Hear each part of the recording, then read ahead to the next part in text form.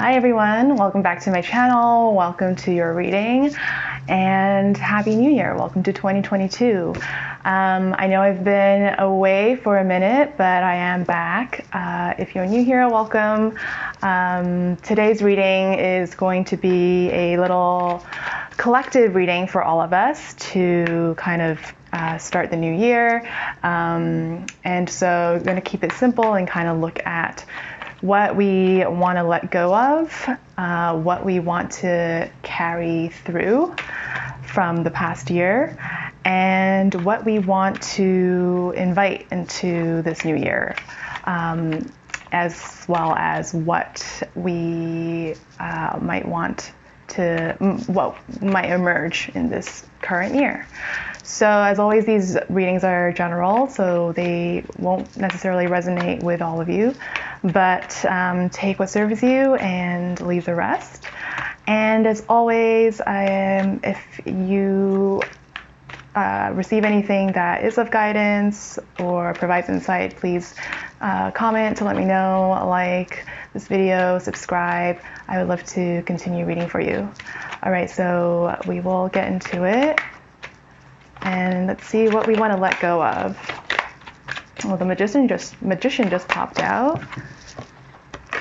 Knight of Cups. Oh, these are very warm cards. Anything else we want to let go of?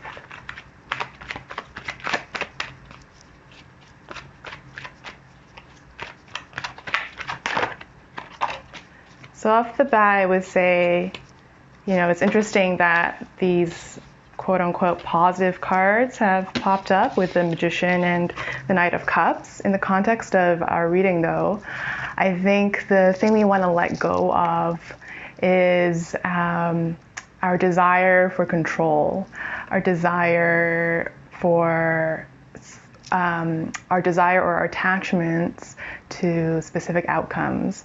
So the Magician really embodies this because the Magician is all about your personal agency, your personal power, your ability to manifest. All of these things are obviously great qualities and great things to keep in mind, but I think a little bit of what we want to let go of in this year, what it's asking us is to let go a little bit of that egoic, sort of self-focused energy. And I think it's about having more of a humble attitude. So the same thing kind of goes towards our Knight of Cups when it comes to giving and receiving love. And I guess this most immediately applies to romantic relationships.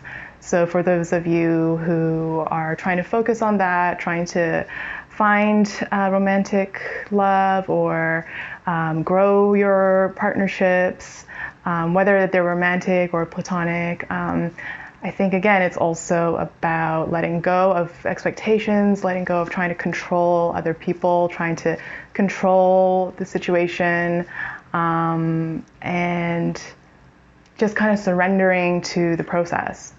So this idea of letting go, I think, is also embodied by our Four of Swords here, which is this card of being wakefully in sleep or wakefully resting. So it's kind of talking about the idea of surrendering. It is kind of giving us a message that, you know, the thing to let go of this year is any illusion that we are in control. That's not to say we don't have agency or we can't influence events, but again, there's a humility to it. There is an openness towards change and towards the unknown and the unexpected.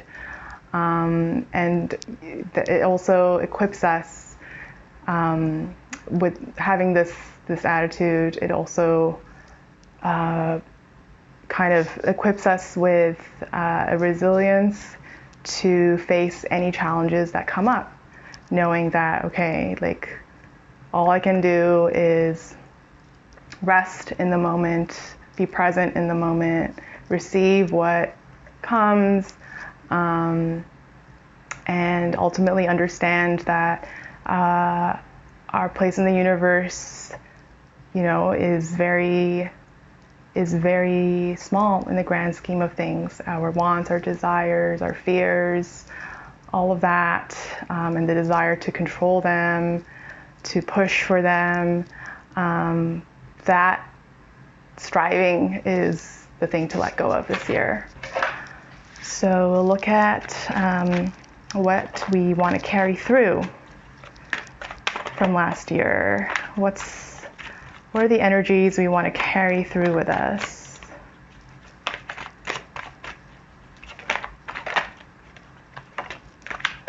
Five of Cups. Anything else?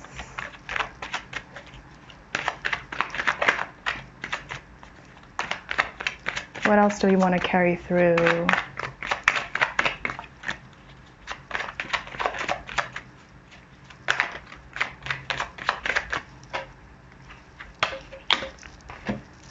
Seven of Cups, Five of Cups, and Five of Swords in reverse. So it does kind of continue the theme of letting go of control, letting go of outcomes. And the thing to carry through is, again, this idea of surrendering, and to carry through Five of Swords in reverse, carrying through, you know, compassion, I would say. Five of Swords usually represents, you know, conflict of some kind, competition, feeling separate, really having a us versus them, or me versus you versus the other kind of mentality. And so as it came up in reverse, we want to think about carrying through a more compassionate approach and view towards humanity, towards your fellow neighbors, strangers, your peers, your family, and just carrying through this kind of understanding that everyone is going through their own challenges and going through their own grief and pain, and we're all just trying to figure out how to be human and how to keep going and how to get the things we want, and just ultimately how to be happy. So that's definitely something to carry through, is just this expanded view of humanity, and the things that connect us rather than divide us, as well as carrying through a sense of possibility.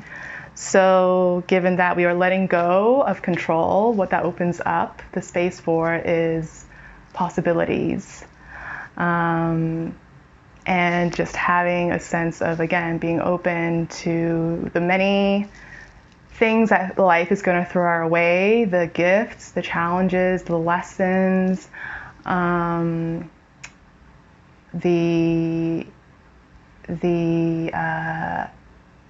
growth ultimately.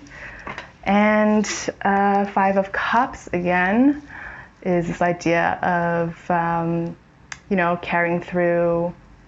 I think this card actually tells us to carry through our grief from the last year, because you know,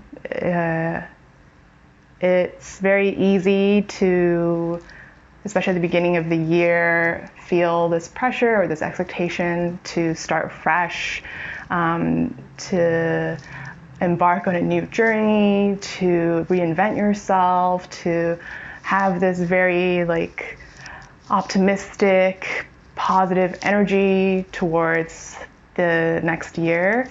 But I think this Five of Cups is an important reminder that we don't want to completely just push away the past, right? We do want to move on from it, but also so much has happened and so much loss has happened in the last year too, when it comes to the sort of collective experience, especially with the pandemic, right? That all of us have gone through some kind of loss, some kind of grief.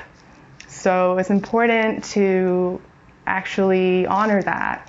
And that is something to carry with you in a very tender way, right? In a way that is not avoiding the pain, is not trying to bypass it. It's giving yourself the permission to feel your feelings. I think that is probably the takeaway of this card. What you want to carry through is to continue honoring the sort of shadow elements of your experience, right? Again, grief, pain, loss, all these things can coexist alongside, the more hopeful outlook, the more optimistic outlook. So it's just having that balance. And then we will look at what to invite into this year. What do we want to invite into this new year? Or what will emerge? What kind of energies do we want to invite, or do we want to see emerge in this year?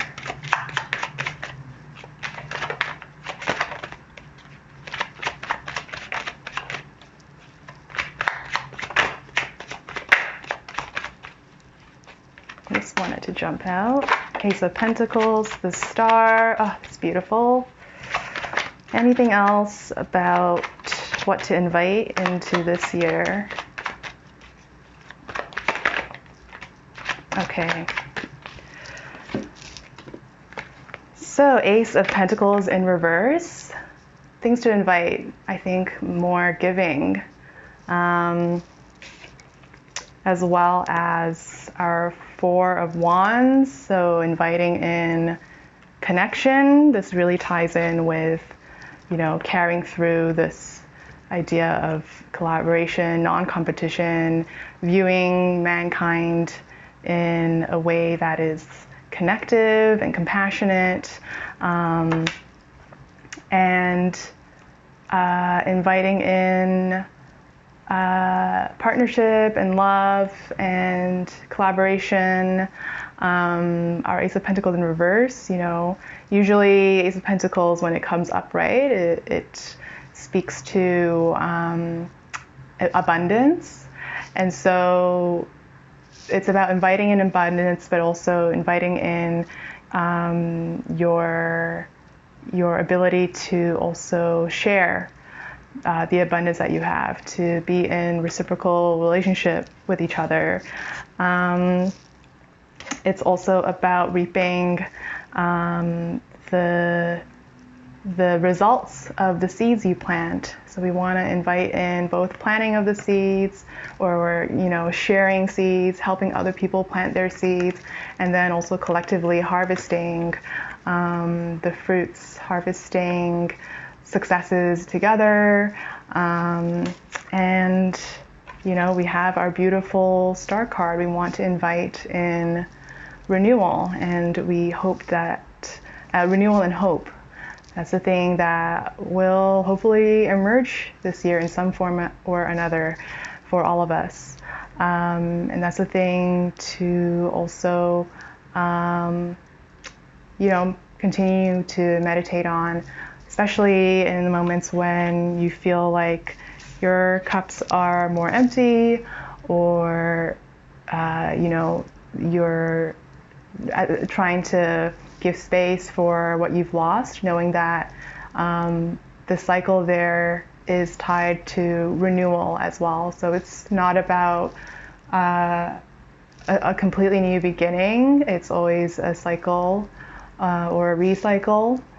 And that's, the beautiful thing about life is that we go through these cycles, we go through these seasons, And there's nothing inherently good or bad about any element of the human experience.